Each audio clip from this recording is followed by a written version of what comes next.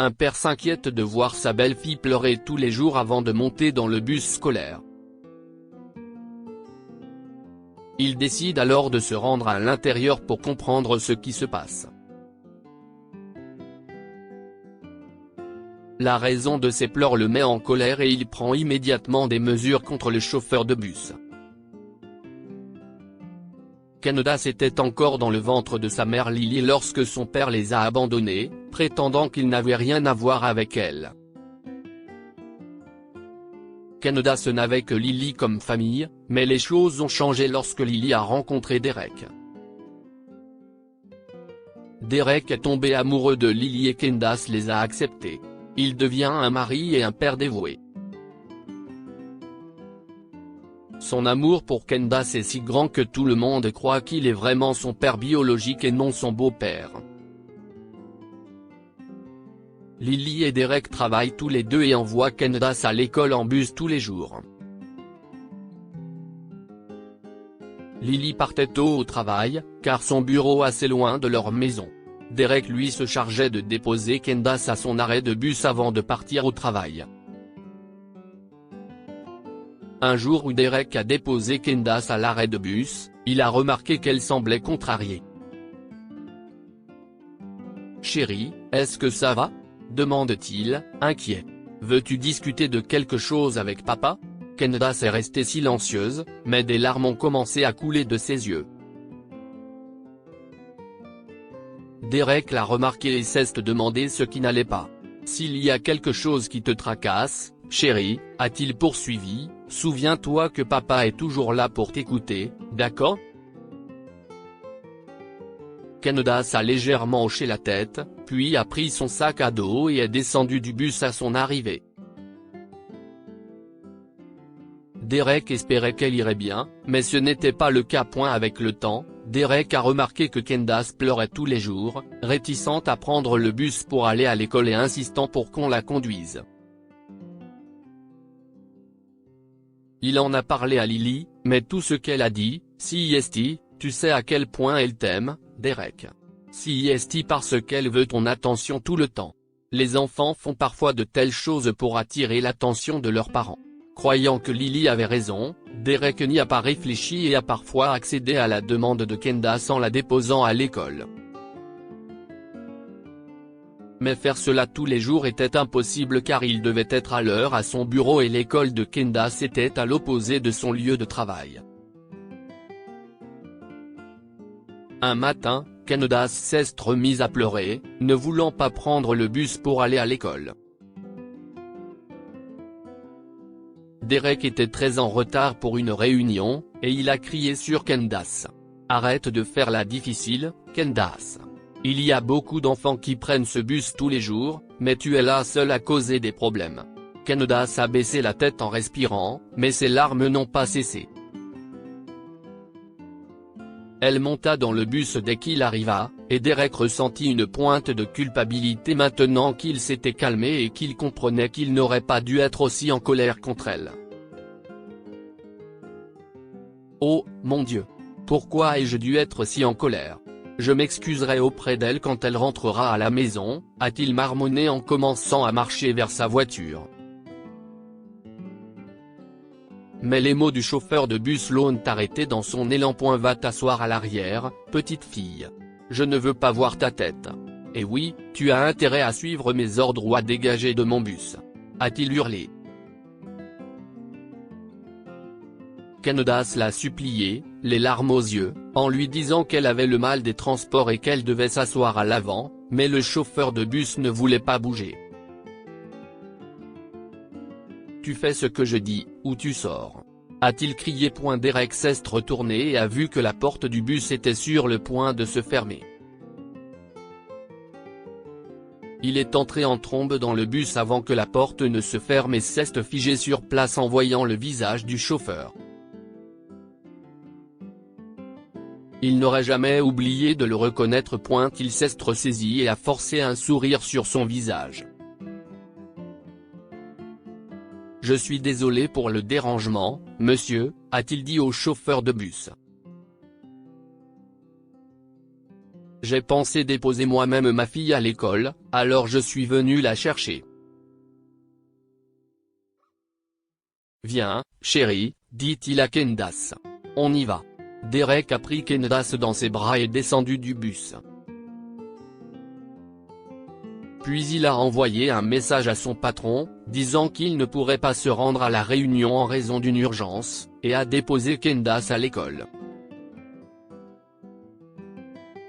Après que Candace soit entrée dans l'établissement, Derek a repéré le bus qu'elle était censée prendre et a confronté le chauffeur.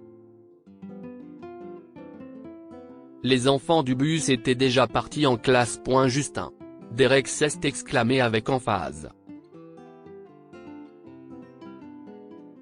Qu'essayais-tu de prouver en criant sur Candace?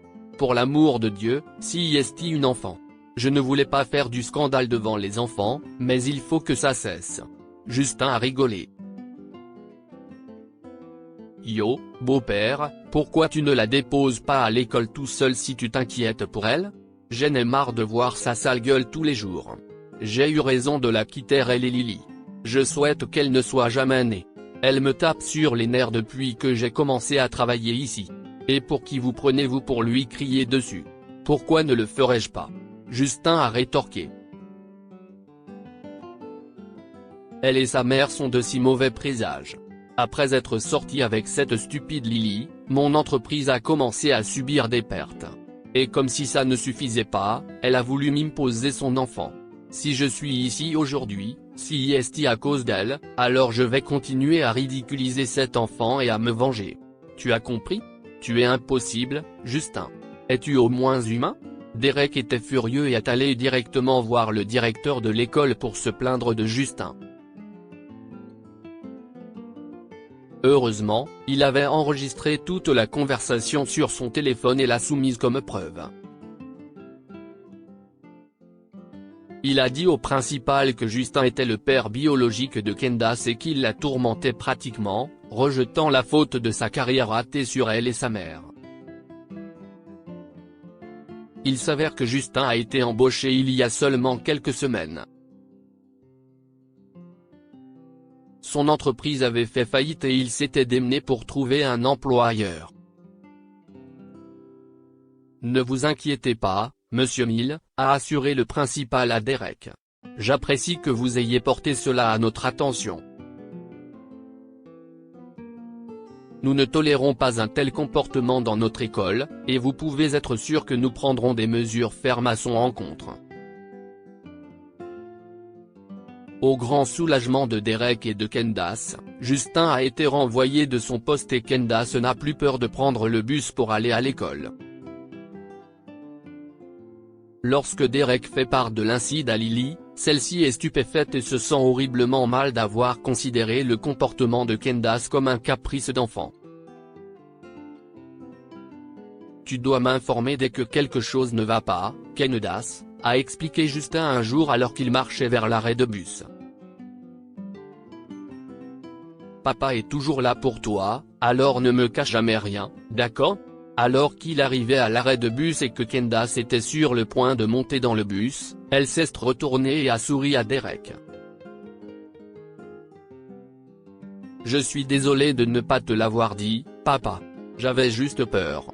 Merci, et je t'aime, ajoute-t-elle en faisant un signe de la main.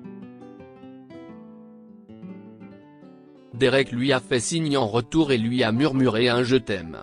Candace s'est assise sur l'un des sièges à l'avant et est allée à l'école avec plaisir. Elle ne savait pas que Justin était son père biologique, mais Derek et Lily ont décidé de lui dire quand elle sera assez grande pour tout comprendre. Que pouvons-nous apprendre de cette histoire? Les parents aiment leurs enfants et les protègent du mal. Bien que Candace ne soit pas du même sang que Derek, il l'a aimée comme sa propre fille et s'est surpassé pour elle. Il était un parent au sens propre du terme. Justin, en revanche, ne méritait clairement pas d'être un parent, même s'il était le père biologique de Candace.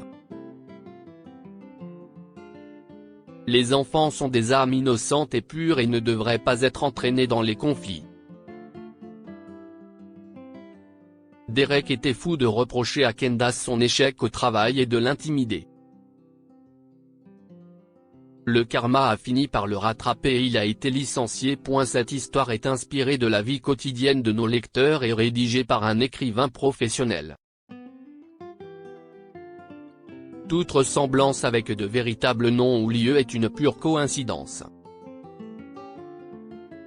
Toutes les images sont utilisées uniquement à des fins d'illustration. Partagez votre histoire avec nous. Elle changera peut-être la vie de quelqu'un. Si vous souhaitez partager votre histoire, envoyez-nous un mail à info@momama.com. Cette histoire est inspirée de la vie quotidienne de nos lecteurs et rédigée par un écrivain professionnel.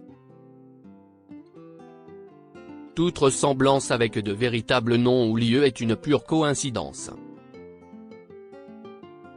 Toutes les images sont utilisées uniquement à des fins d'illustration.